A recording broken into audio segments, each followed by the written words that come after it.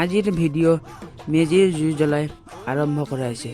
আপোনালোকে এই ভিডিঅ'টো চাই থাকক। মই মাঘ বিহুত আমাৰ ঘৰত আয়োজন কৰা খোৱা বস্তু অকল দেখাবলৈ চেষ্টা কৰিম।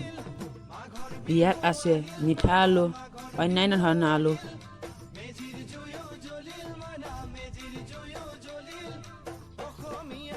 তাৰপিছত এইটো হৈছে তিল পিঠা, নাৰিকলৰ লাড়ু,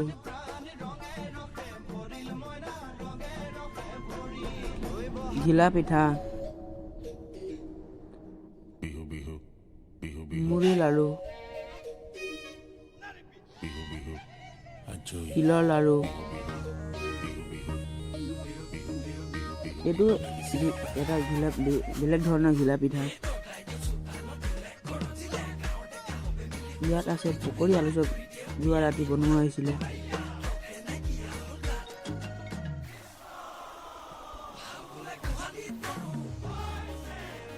ইত্যাদি ধৰণৰ বস্তু বনোৱা